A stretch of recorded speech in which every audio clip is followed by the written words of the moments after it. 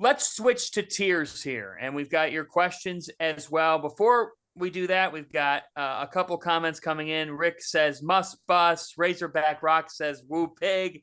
So we've got some Arkansas fans checking in. I'll tell you what, the SEC is going to be fascinating. I mean, guys, Tennessee is tough. They are tough as you know what. Arkansas, look, the fact is that, Trayvon Brazile, it's a tough situation with that injury.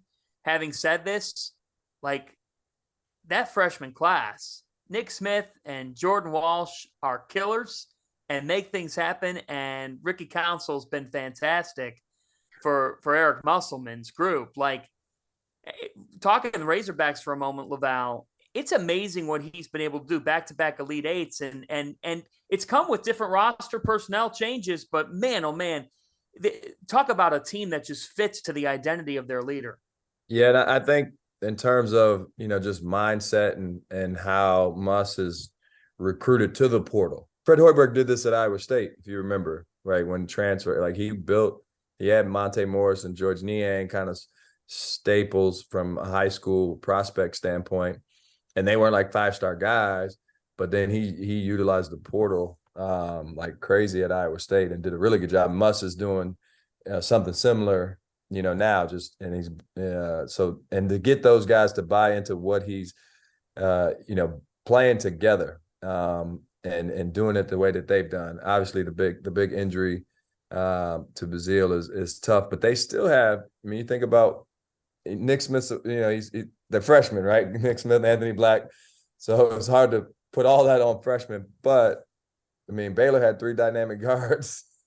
They've got 3 dynamic players that are going to continue to get better. And Ricky Council's, he's documented, he's established, and he's found a great role there. So I'd be curious to just see them, because you're coaching new teams that have injured, like you take Villanova Cotton up to like and Gio, I don't know how this is for you when you either the player that's inserted into the lineup or on the team where new players, say, coming back from an injury. Like I remember we had Jordan Tucker at Butler and he came in mid-year. Like he transferred that semester to from Duke. He started mid-year, and talking to our guys after the season was over, they all said, it was just kind of, they were trying to figure out how to get him into, and he was trying to figure it out. He didn't want to step in anybody's toes. And so when you have an injury, it's up, you end up you're starting to coach a new team. Right. And so now without Brazile, you kind of got to remold, reshape, how you play now versus how you were playing with him in the lineup.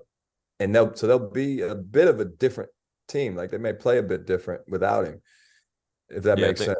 I think, yeah, no, it definitely makes sense. I think there's always an adjustment period when you have a player that caliber go out. But at the end of the day, and we've been talking about this so much about culture and, having the right guys in your program.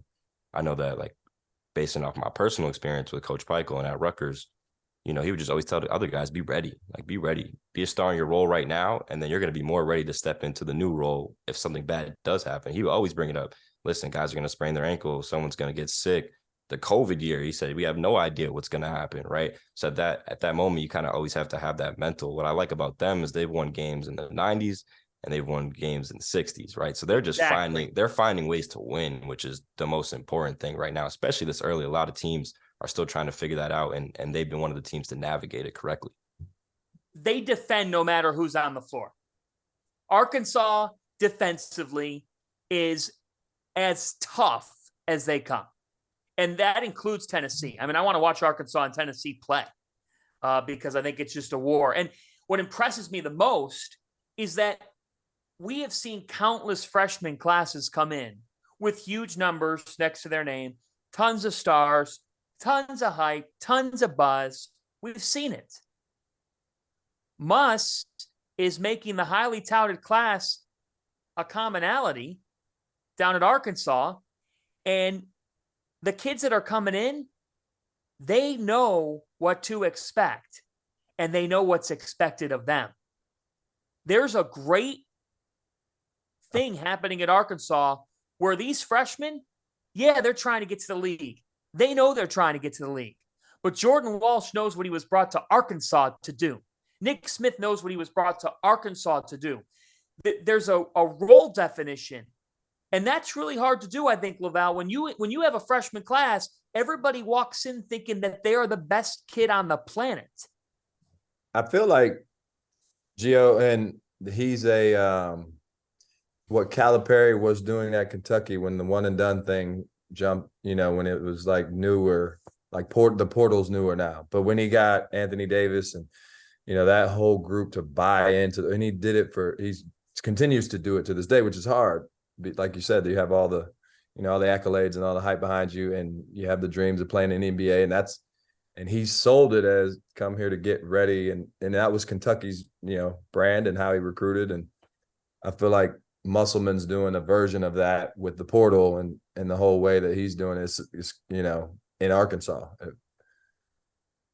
I mean, the reality is like, the dudes who are going to get drafted, other than a select special few, are the guys who are winning, right? That's the bottom line. And it's easy for us to be up here and say that, but obviously as an 18-year-old kid, you don't understand that at first. I didn't understand that when I first came in as a freshman. So again, this is another one. I'm a basketball junkie, so I would love to be in his practice, right? I was saying earlier, I'd love to be in Houston practice. I would love to be in there to hear what he's telling these guys, right? What their culture is like, because that is not easy to do. You're talking about for freshmen. It's not easy to do with juniors, with seniors, with guys who have been stars. I played in every single role at Rutgers. At one point, I was the star. At one point, I was the fourth option during the COVID year. Like I've come off the bench, right? And for a guy like me, sometimes it would be hard if I knew that I was a star player at one point, and now all of a sudden you're telling me that I'm coming off the bench, and this was my senior year, right? So you're saying it's hard for freshmen, it's hard for college basketball players in general who are high major basketball players,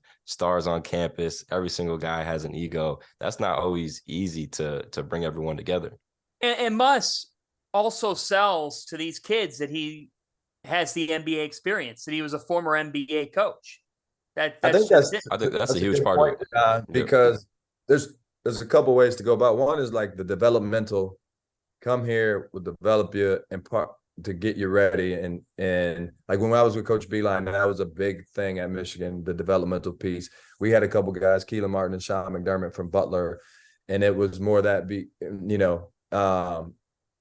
and so we had the Nick Stauskas, Karis LeVerts, Tim Hardaway's, but those guys were 3-star, maybe 4, come in. They had these ceilings, and to get ready versus part of development where you're Calipari or Musselman is, hey, I've been there, done that, I've seen it, I've coached there, know what it looks like.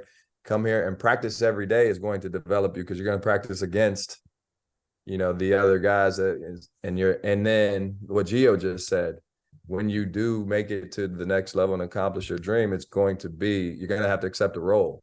So let's start now. And that way to do, that way to do it, it's all fine. You just choose your lane that you're going to go in and what fits you as a coach. And I think he's done a tremendous job of that.